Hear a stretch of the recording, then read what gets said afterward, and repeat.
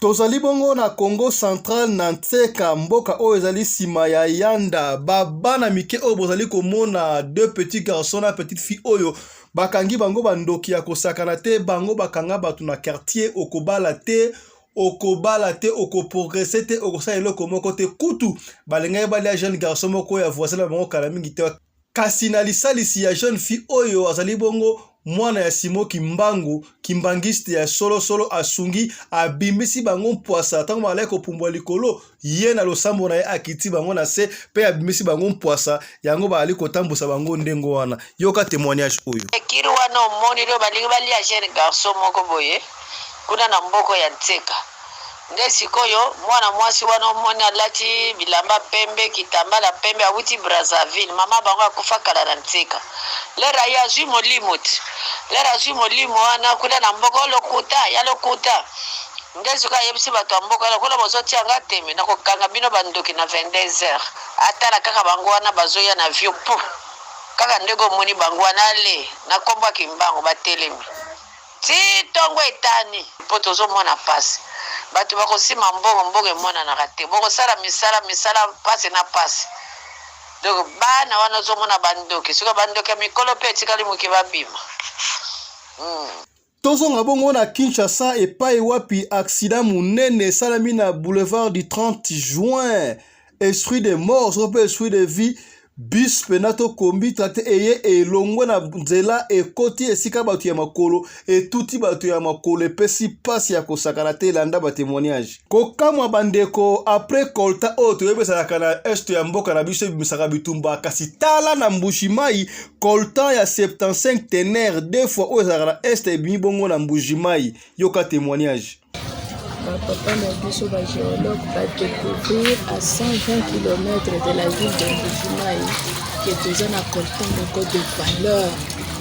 Ils ont 75, teneur 75, donc deux fois pour les cas où il y a est où il y a Mangachuchi. Ba mama ya wenze ba leli bango batekaka ba poisson moko zalaki na 3000 francs et komiti na 12000 francs oyo mboka nini oyo bakosuka ndenge nini poisson ona nakoteka ngona kala ona valeur ya 3000 francs lelo 12000 mtu apesa 10000 francs na zui to lembi na biso tokena na Lubumbashi epai wapi insécurité ezali toujours ko régner ya solo batu oyo bazali koboma batu kotia batu na basaki ezali kosika te ekosila kaka te combien bozali komona to ya shuana na kati nango plein de sacs ya batu na kati ba lokoti ibembe ya batu ba ekosala soki ba bomi batu bate bango na basaki babwaki yango est-ce que gouverneur bokosilisa makambo o nini elongo na ministre intérieur bate ministre intérieur sika je crois makambo oyo ekosila atanga abantu bwa bena kufa sana ngara abantu mu masaka mule muyasi bantu bwa ba musaka bena ka bantu musaka bantu bena ria Croix Rouge, vraiment, mubaya sana. Bien aimé, na yo peso conseil ou à prendre ou à laisser. Na ina lobela bandeko ndenge to vanda na poto. Oye na poto, ozumu kanda, ozumu sala, nzamba sali ongolu. Mais eloko ni na remarqué, il y a beaucoup de personnes so kutai no solanaye oyoka. En tout cas na somba 4 mapango na poto, na Congo 3 3 na Congo. Na awa na poto nga na somba lopango te. Mais so landi bien au mona na bana au botawa bana azobota awa bana wana bayebi Congo te bana wana yaka na bango te mais bana no boti bango ami supo yana bomiki par exemple siko ti ozobota awa ozozwa pas même appartement moko munene ofutaka ata pendant 20 ans pour lobi bana no baza ba locataire te au préféré mbongo nyonso ozo travailler na ya banyongo ozokota OK tonga na Congo 4 mapangu 5 mapangu eza mabete eza mapangu na yo. C'est vrai, mais yeba ke toza babantu. Mapango aneza yo poza vivant. Et puis dans le bano le moko, yeba ke sokoza na famille ba yebi nzambe. C'est bon. Mais soki famille no ba yebi nzambe te. Bana no tika ba na elokote. To moniango ezeloko marché mote, ba te belé ba kufi ba parents ba kufa, ba bengana bana na bandako. Bandeko ba vana ba Congo. Misuku ba osala pété, misuku ba va vie mo compliqué. Mapango yo somba lelo te mutu na se. Ba zui ba pesa bana na yo nyonso, ba lobi ya bango. À moins ba yeba nzambe na lobi bien.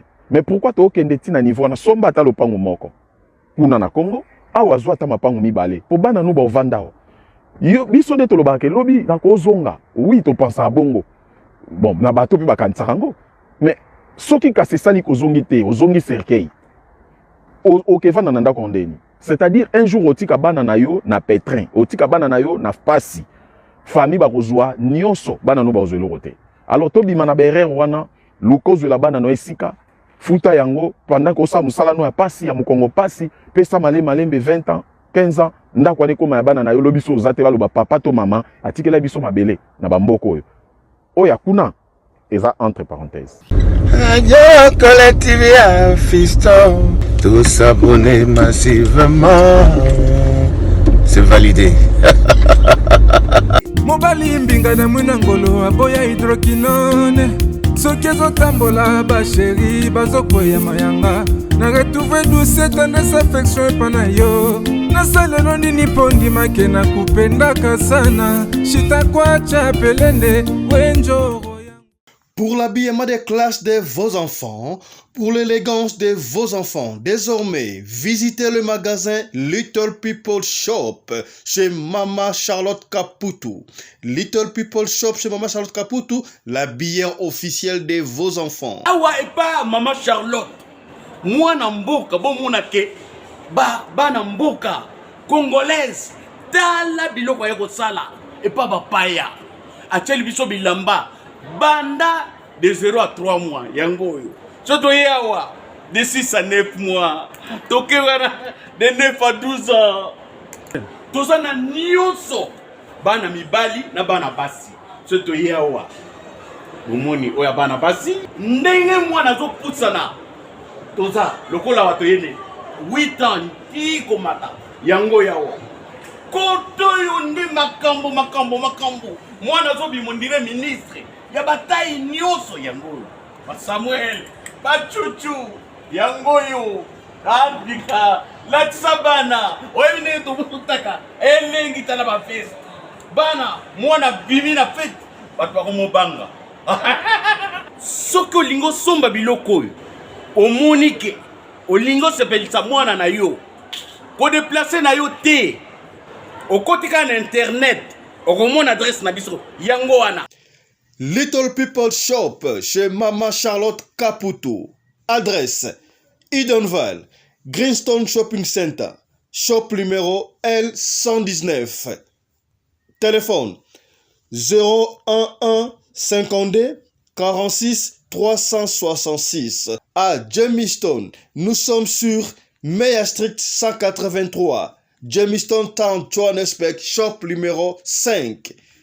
Téléphone 082 324 85 22. Place nyonso zali benga biso kotaka ligne benga biso teotiko bilamba tina ndako. Little People Shop toza na bilamba ya bana ya qualité olingi osomba kota na website na biso retrouver biso na Facebook toza online pe soko osomba partout na Afrique to délivrer bino na ba Korea na biso préférence ya malamu ya original. Donc, c'est la livraison à domicile. Little People Shop met à votre disposition l'achat en ligne. Allez sur Tekelote, tapez Little People Shop. Choisissez l'article de votre choix. Il vous sera délivré jusque chez vous à la maison. Mais aussi, allez sur Zando, tapez Little People Shop. Choisissez l'article de votre choix. On va vous le délivrer jusque chez vous à la maison. Visitez notre Facebook page, Little People Shop. Little People Shop, ya biso moko. Little People Shop, ya bana mboka. Mbote na bino bandeko balandi ya radio lokole télévision bisika na stu bozwami. Merci na confiance pe fidélité bo pesaka na radio lokole masolo et pa wapi to kuta na kapona to solola. De l'autre ko solola makambo eleki bongo na Bakongo na mboka Ntseka.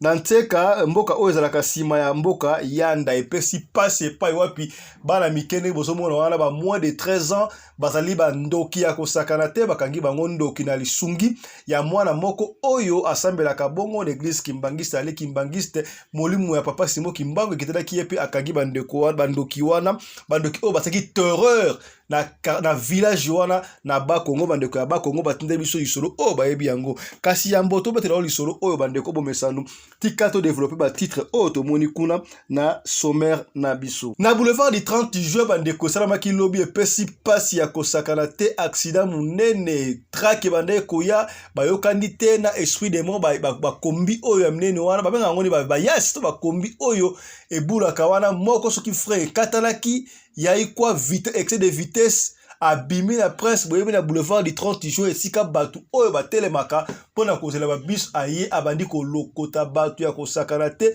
batu batanda bibembe pesi pasi ya kosakana te yoka témoignage bandeko oyo bazalaki wana pesi pasi mutabimi na tongo ake kolukala bana biloko ya kolia ake ville peut-être pas na bureau na ville wana telema za bis taxi ke ne royal mais mutu ke lungo na prince na makadam eye bandi ko kombola bato batelema bazo ba taxi wana pesi pasi ya kosakana te landa témoignage oyo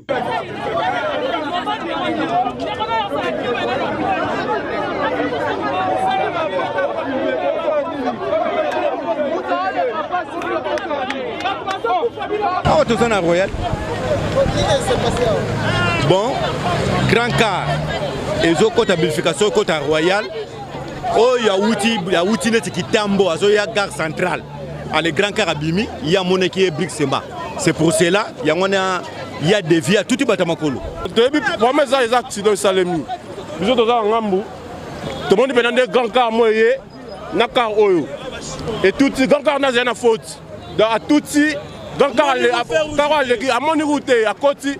À tout plus de 6 personnes à Batamakolo. Heureusement. Mais bon, ceux qui accident ça, mais après, il faut un chauffeur. Le chauffeur va tambola, ndaza bongo akimi sur la masanga. Oh mon, d'abord c'est pour toi nous demander ce que le chauffeur. D'ailleurs ba o yara. Il y a problème ni. Tout tanya ba mutapanzane longi na débité na organisation na bango. Ba chauffeur a Congo batambola mabe. Ata yo mu ata bino mo. Ba excès de vitesse. Faut faire rouge. Ajala ina vitesse à makasi. Pour dans l'événement na bito na ngamu ndenga zoya. Ben wana tellement y a pas coach à qualité. Allez, y a peut tellement ina mbanga makasi à perdre. A perdre pour na okima ben wana ndale se retrouver. Le petit bateau atema inare. Kaka na Kinshasa ba mama bateka kana wenze ba leli mbisi ya pamba o bateka ka mbisi ozalaki na 3000 francs bandeko sika mbisi comme na 12000 francs. Quel écart on ne sait pas. Donc on dit que awa mwana mboka Vital Caméra komi ba biya azali expert na économie to yebi yango azali grand économiste. Est-ce que akosala nyonso tout pour ba tracasserie aussi ba mama ba bi commerce aussi mba shooter comment ba ne ko soma mbisi na 3000 francs et comme maman ko 12000 francs. Ata moko bénéfice ya ndenge nini e komi ata 10000 ba pesi ba kozwa yoka ne ba mama o baleli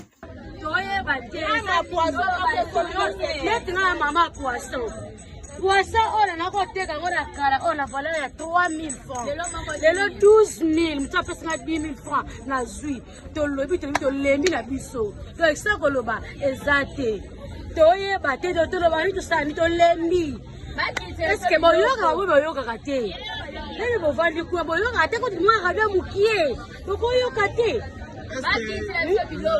Tokene na Lubumbashi epai wapi insécurité ezali ko ndongwana biso pe tokolemba te tokolagisa bino ti makambo ekosila tokolika ki awa bate ministre intérieur ya sika mwana mboka Peter Kazadi akotala makambo wana elongo na gouverneur ya Okatanga na Lubumbashi na ministre intérieur ya Lubumbashi botala makambo au ministre provincial intérieur botala parce que insécurité et commis makasi na Lubumbashi baba ko boma batu babomi batu bate bango na basaki bazo bwaka na fulu yoko mona ka basaki babwaki na fulu nzoka batu na kati mikolo basaki komi suspect na Lubumbashi soki ba monika ka saki quelque part c'est que babwaki mutu na kati zo pesa pasi ya kosakana te kopola solo ezo ma partenaire le Lubumbashi ma mingi kombi wali komona ele kawana batu bana kati bozo basaki zo mona muke basaki wana ezali na batu babwaki na kati qu'est-ce qui ne va pas et pesi pasi bande ko Lubumbashi baleli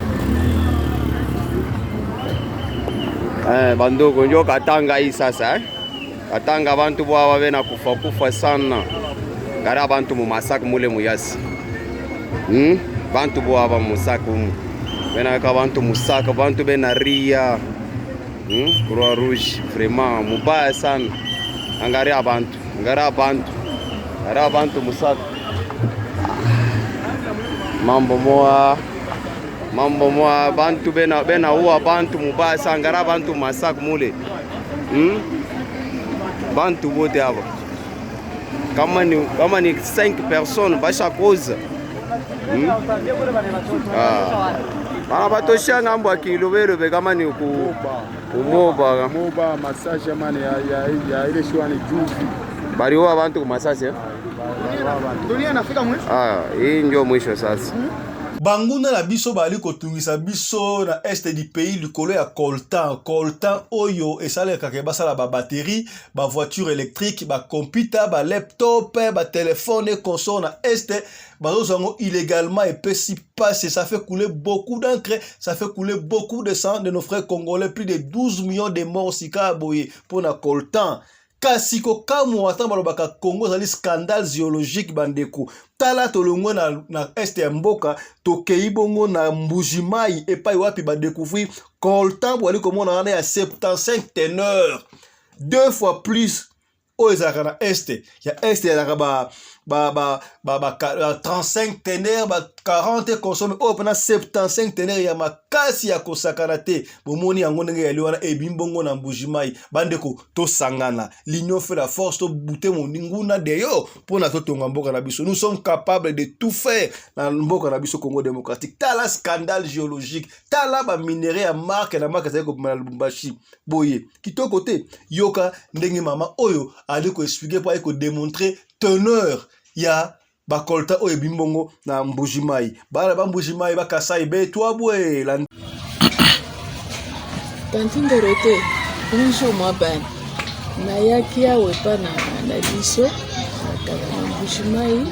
Je pense que etali ozomona ngana ba papa na biso ba papa géologue va découvrir à 120 km de la ville de Mbujimai que tu as coltan de code de valeur et ils ont 75 teneur 75, donc 2 fois pour les cas où il y a est où il y a manga chuchu coltan et bimi awa et panabiso. Donc tout katocha na makambo ya jana pembeni tutala nani coltan yango oyo ezali déjà à l'état naturel oyo eza à l'état brut 75 teneurs.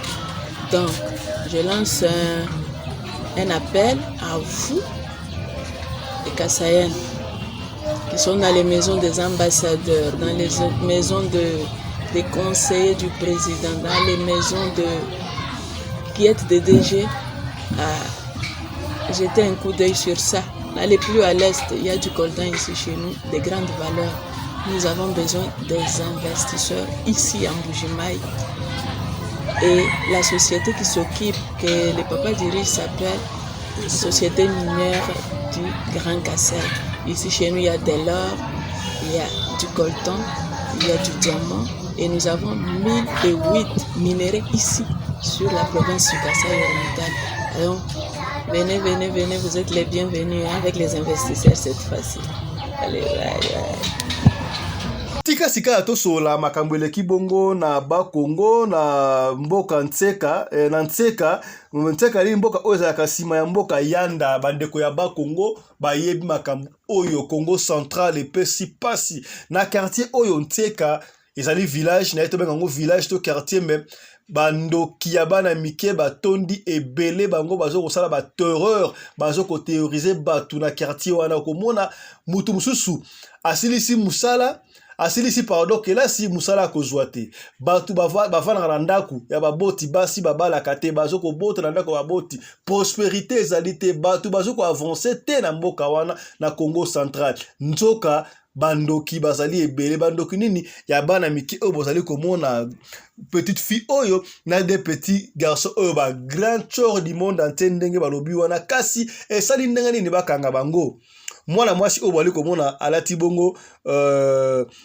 liputa ya vert ya bakimbangiste na kifula ya pembe wana ye avale kova na mboka nteka je koya uti Brazzaville mama na yepe akufa kala asambelaka bongo na kimbangiste na esaka bino papa Simon Kimbangu se manifestaka pa batu na ndenge na ndengi na yebite ya utaki Brazzaville qu'est-ce qui a fait que akoma molimo nini memie na ba Kongo na mboka nteka peut-être pour mama na ya kufa ki wana aye pour ya kosala revanche to ya ko libérer mboka wana nteka on ne sait pas tango akomi wana azui molimo balobi azui molimo abandi koloba makambu ke mboka oyo ezali bien te bandoki bale bele bato o bato kokanga bino bazali ba mikolo te ya mikolo bazali bien sûr mais mingi bana mikende bali kokanga bino il faut to dénoncer bango bakanga yango mutu moko andimaki yete alors groupement chef ya groupement amemiye ndenge ataki biloko kimbangiste azolo mama Simon Kimbangu bakena et pas ya papa Simon Kimbangu qui na nkamba je crois tango papa Simon okomi na ye kuna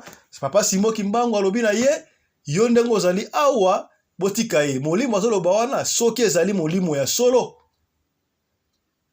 ako continue koloba soki ezali molimo ya lokuta akovanda nie bapesi ye mai ya nkamba mbeli tanga mbeli mai ya nkamba abandi azui molimo abandi koloba wana no bamoni ke ezali ya solo bayebisi elingo sana ne abino ngai ifuna kanga bandoki oyo batungisaka mboka oyo lelo na 22 ya solo bapesi ye baseli ye mukanda oyo autorisé akende kosala musalo ya kosala wana bapesi ye pe na basoda bakenda ye mwana mwasi oyo molimo wa papa Simon Kimbangu na kati na ye pona ko sauver bandeko oyo ya mboka nteka na ba Kongo bakei ake esika bandoki oyo ya quartier bana oyo bayaka kosangana esika baliaka misuni ya batu avandi wana bandi kozela bango batu bazeli bamoni kaka 2h du matin 2h du matin yemoka moni bango abi avion na bango yango alizoya na lisungi ya papa Simon Kimbangu avion wana bakangi yango bakoyesi bango na se bakangi ba petit garçon oyo tokobenga ba petit garçon na butu bazali ba grand prêtre Alice Kundinga batambolaka na ba grand Cherokee d'ailleurs boyebi makamwana ngeleka na butu bakamwana ngeleka na butu komona mutu musala mwana muke ozomona ye mwana muke na moi na butu prêtre ya kosakana te ba démontrer ba signe belo komona mwana muke même poli ya kosakana te mwana muke tamulaka makolonguli bango basokolaka te ba signe ozali ba signe ya malamu te za ba signe oyo bana obande ko manifester tango wakangi bango spirituellement bakoyi wana banda 2 heures bavai na bango wana efata ebetami ya kosakana te tina 6 heures tango 6 heures ekoki babengi batu ya quartier boya kotala makambo toyesaki bino boya kotala batu oyo bazoko théoriser village na biso oyo yango bali komona wana bali kotambusa bango ya mwasi na sima mwa mulai ya mkuse wana liboso na wakatikati bango bazaki na avion moko na lipa alaki pilote na avion yango bazoko yebana te batiki bango mutakala baye kotangusa bango na quartier mobimba bamona batu oyo bakanga bavi na bango batu oyo basala ke babotaka na ndako ba parents batu oyo basala ke prospérité ezala te na village wana baye kotangusa bango mutakala mwa tocha image wa ezate soko zali na besoin image wana to continue yango na privé obo mesano yokana no ndeko oyo atindele biso témoignage ya saka bino radio lokole c'est mokili mobimba partout esiko ozali kobanga kate soko zali na histoire tindela biso histoire to kobeta yango po awa to beta kaka ba histoire vrai ba histoire triquete awa solo na solo tondolo ezalaka te yoka ndeko oyo asali biso audio a expliquer qu'est-ce qui s'est passé pour la village wana landa ndeko oyo motozonga kaka ndeko moni ndenge wana eza na lotumu ya ye moko papa Mfuma Mbanza ya mutu te donc passe eleki mingi kobwakela bato maladi kolia bato ekiri wana omoni lio balingi balia jeune garçon moko boye kuna na mboko ya nteka nde sikoyo mwana mwasi wana omoni alati bilamba pembe kitambala pembe awuti Brazzaville mama bango akufa kala na nteka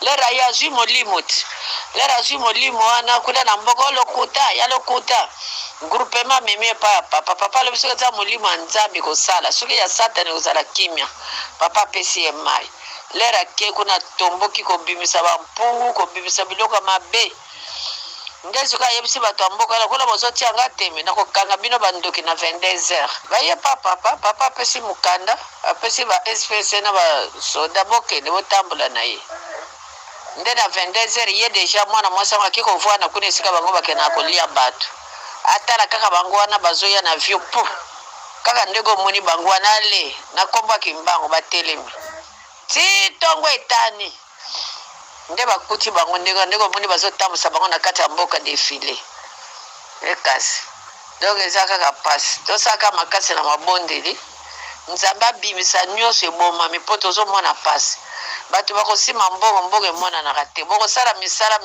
pasi na pasi donc bana wana ozomona bandoki soki bandoki ya mikolo mpe etikali moke babima merci esalami na nteka mboko eza nsima yanda ça va merci voilà so mpe ça bamama toyeba kobatela bana okomona mwana na yo azali na ye mwana malamu peut-être bapesaki ye sorcellerie wana bapesi ye kindoki na nguba likolo ya souffrance peut-être mama bitambola bamama oyo bazalaka mingi yaya ye nawakende afriki te nawakende mboka boye etalelanga bana oyebi eta dame ya moto otikeli ye bana na yo te mutu moko ta kobatela bana na yo lokola yo moko tala sika ya bana mike peut-être bana oyo bazalaki na avenir lobby mais tala babebisi bango lokola kindoki soko na bango ekozala ndenge nini on ne sait pas ça s'est passé eloko mosusu mpe esala na Gabon na kosala bino mama oyo ndenge azoloba mwana moko ya 17 ans jeune fille a disparaître kaka ndenge wana mpo na nini confiance tala makambo oyo soki losambo te mawa mingi papa losambo efutaka yaya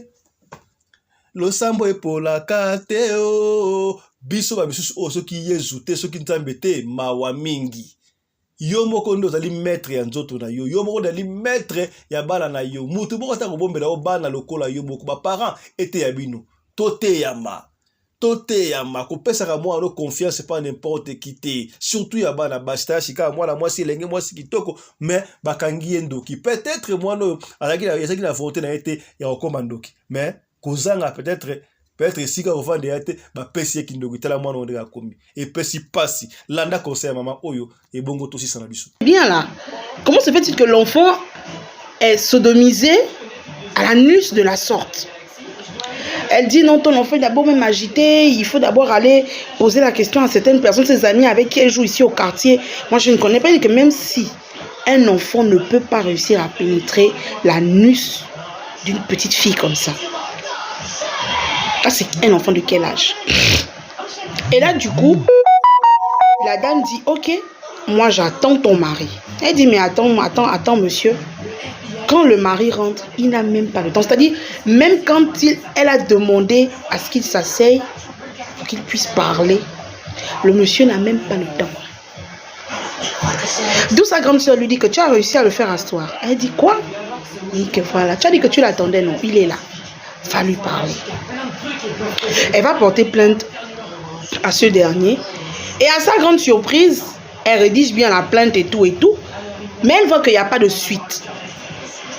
Vu qu'elle a récupéré l'enfant dimanche, aujourd'hui nous sommes mercredi, elle se rend compte qu'il n'y a pas de suite. Donc quand elle arrive là-bas, on lui dit carrément que bon, on a compris, on va vous contacter. Me contacter pourquoi?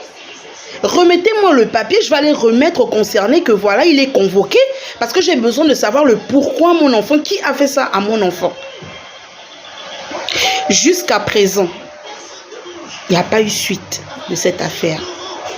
Elle est jeune. Même le bricole qu'elle a, c'est pas vraiment ça. Mais comme la sœur, son mari a l'argent, elle est coincée maintenant, seule abandonnée avec les soins de l'enfant. Et le pire, c'est qu'elle peut même pas se mettre à faire du bruit. Parce qu'elle n'a pas les moyens, parce que sa mère n'a pas les moyens. Mais je rends grâce à Dieu parce que elle soigne l'enfant. L'enfant est suivi. Et je prie de tout cœur que cet enfant-là n'ait pas de répercussions. Arrêtons de tout le temps aller déposer nos enfants. Oh non, parce que tel oncle a l'argent. Si tu pars passer les vacances là-bas, il va t'acheter les fournitures en rentrant. Il a l'argent, machin. Non. Je vous assure que parfois il est mieux que vos enfants passent les vacances chez vous.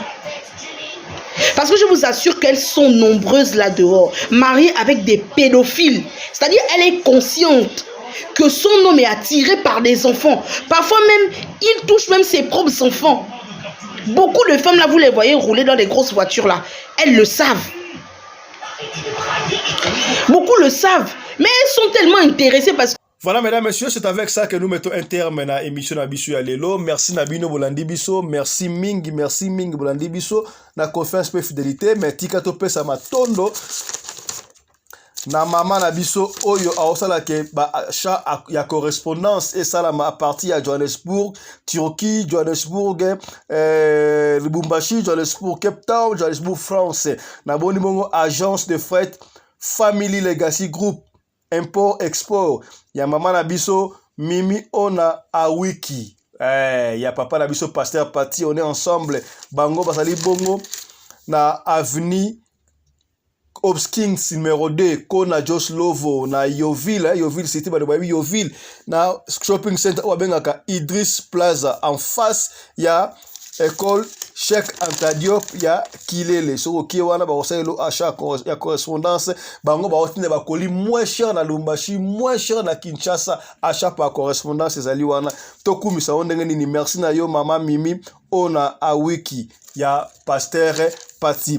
Merci lisusu pe na mama Charlotte Kaputu, la dame de fer. Sponsor officiel à Radio Locale Télévision, la bière de vos enfants, Maman Charlotte Kaputu, Wumela. Merci Lissousou, na Mama Rina Wumbi, la femme à la taille d'une tige spaghetti, ni Kobir, ni Virage, coordonnatrice de la chaîne Oyo. Soko Zalina Lissolo, Kobangate, Bengabiso, Soko Bengabiso, Subisote, Tika, Audio, Nayo, Tokobeta Lissolo, Kakandengo Lingi, Tobeta. To partager Bandeko, Tikindela Bandeko, Yaba Congo. Lisolo oyo tindela bandeko loso ba ina mode partager lisolo pona to yeba bandeko oyo balinga kotika bana na bango epa ya ba voisin oyo balinga kotika ba bana bango ba connaissance oyo ki Afrique tala makambu tala bana batunde ba komba ndoki kaka boy epesi pasi. Portez-vous bien, santé de fer à tous, à plus, chap chap et tchara. Dans le cadre de soutenir la vision de chef de l'État dans les domaines de l'éducation, Maman Charlotte Kaputu, la femme de fer, facilite à vos enfants de devenir étudiants en Afrique du Sud dans l'école de l'aviation, apprendre à piloter l'avion commercial ou militaire, apprendre à piloter l'avion de chasse, apprendre à piloter l'hélicoptère commercial ou de chasse, mais aussi apprendre à réparer les avions commerciaux ou militaires, des hélicoptères militaires ou de chasse en Afrique du Sud. Bandeko, yo mutolingi mwanona koma pilote commercial to militaire. Avantage yango yo. Obengi na numéro oyo ya Mama Charlotte. Ako guide bino. Ndenge nini mwana na yo ako sa la classe ya pilotage. Alors, avantage nyonso hébergement Minerval. Olingi mwana na yo ayeba ko bongisa ba moteur ba avion. Benga Mama Charlotte na Afrique du Sud. Madame Charlotte Kaputu et ses collaborateurs mettent un hangar plein d'avions à la disposition de vos enfants qui viendront apprendre ici en Afrique du Sud. Voler à l'espace sud-africain, devenir un grand pilote commercial ou militaire. Contactez Madame Charlotte Kaputu. Devenir pilote d'un avion commercial ou de chasse n'exige pas un diplôme d'État. Un certificat d'études primaires suffit pour apprendre à piloter l'avion commercial ou militaire. Les appartements confort pour accueillir vos enfants lors de leur séjour ici en Afrique du Sud. Piscine, salle de bain, salle à manger, cuisine, lavabo, tout pour accueillir vos enfants. I stayed here from 1 year ago. Oh, people coming from Congo, you're very welcome to come here in South Africa. It's a Mama Charlotte space, very beautiful accommodation. They take very good care of us. Bino batu boyebi anglais te. Alobi boye. Grâce à Mama Charlotte, les loyo, ba Tanzanien, bazo yekola avion, bazami balé, mwasi na mobali. Et bongo bino na Congo. Ozo zela nini? Pour tout contact, appelez-nous au plus 27 82 32 45 522 ou encore contactez Radio Locale Télévision au plus 27 61 88 58 455. Papa, maman, mwana noya koyekola kopusa avion militaire pe commercial, hélicoptère militaire pe commercial, kaka na certificat d'études primaires. Et bongo yo zanga, hâtez-vous car les places sont limitées. Mama Charlotte Kaputu, la femme de fer. Tokumisa yo ndenge nini. Merci pour l'opportunité, maman.